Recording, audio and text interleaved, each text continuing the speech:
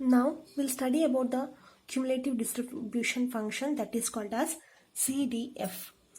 So cumulative distribution function of a random variable capital X is the probability of the random variable X takes a value less than the event small x, less than or equal to the event small x. So CDF, cumulative distribution function, is defined as, the notation is capital F, the suffix is capital X, within a bracket small x, is equal to probability of the events which is less than or equal to a x. For example, if I take the event is a discrete event, that is event x is defining the value 1, 2, 3, 4, 5. For example, this, then CDF of the value 3, that is fx of 3 is equal to probability of capital X is less than or equal to 3, that is probability of 1 plus probability of 2 plus probability of 3 is the probability of X is less than or equal to 3, that is probability of 1 plus probability of 2 plus probability of 3. This is a CDF. So now we'll discuss what are the properties of CDF. Properties of CDF. So first property indicates that CDF, that is fx of x, which lies between 0 to 1. That is less than or equal, fx is less than or equal to 1 and 0 is less than or equal to fx of x. That is, so CDF which bound between the value 0 and 1. So proof for this is, so what is f of x definition? F of x is a probability of event capital X which is less than or equal to x. Always probability is the positive value. This is a one point we have to note. And the second one is, the probability is always lies between, probability always lie between 0 and 1. So therefore fx of x is also lie between 0 and 1. This is a first property.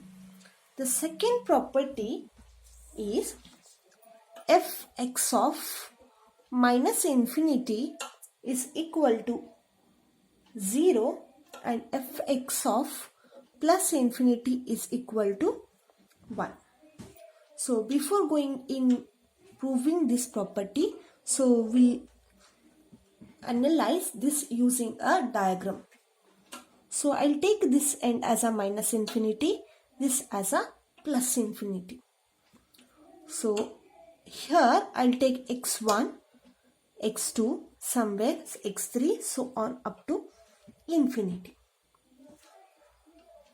There is no number before minus infinity, so we can tell minus infinity only the lowermost value. So what we can conclude is no event present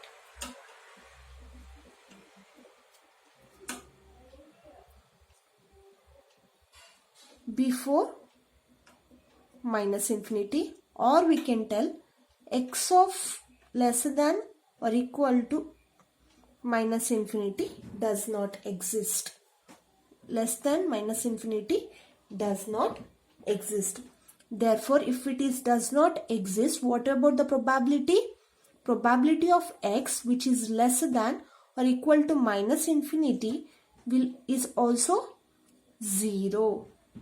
So whatever the probability we are considering before minus infinity, since there is no event present before minus infinity, so that is equal to 0.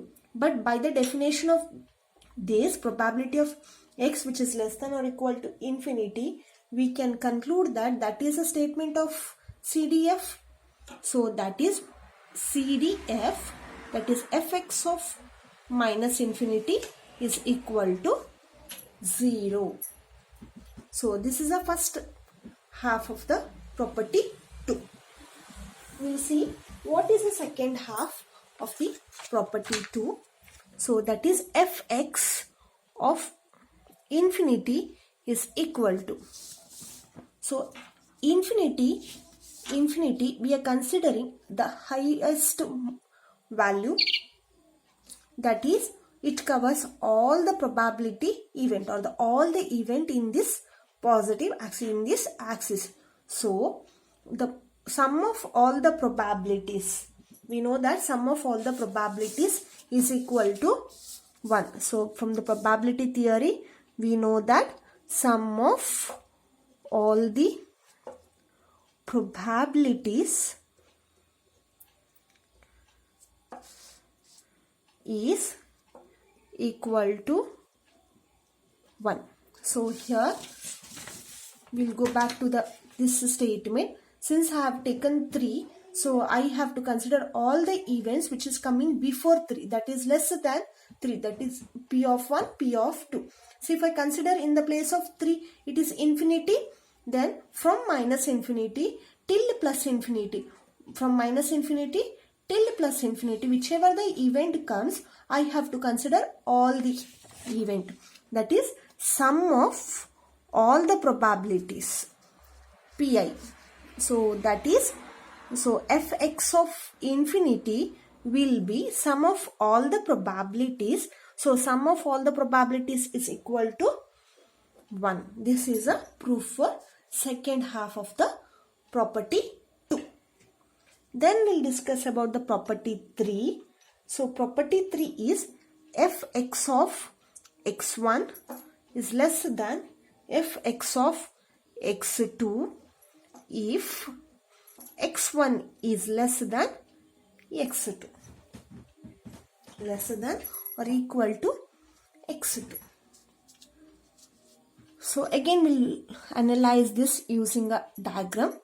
So x1, x2. So they have mentioned x1 is less than x2. So x1 is towards a minus infinity. So x2 is towards a plus infinity. So here x1 which is less than x2. So what is fx of x1? Fx of x1 is probability of x which is less than or equal, less than and equal to x1. What is fx of x2? Fx of x2 is probability of x which is less than or equal to x2.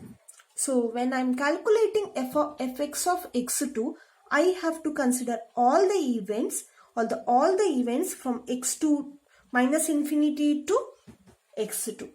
When I am considering a x1, I have to consider all the events from minus infinity to x1. So by the diagram we can see that this is a distance between x1 and x2. So here suppose x1 is equal to x2, both the points are coinciding. Suppose x2 is greater than x1, then the probabilities in between x1 and x2 will also added to calculate the fx into x2. Or what we can tell is, this is a range x which is less than is x1.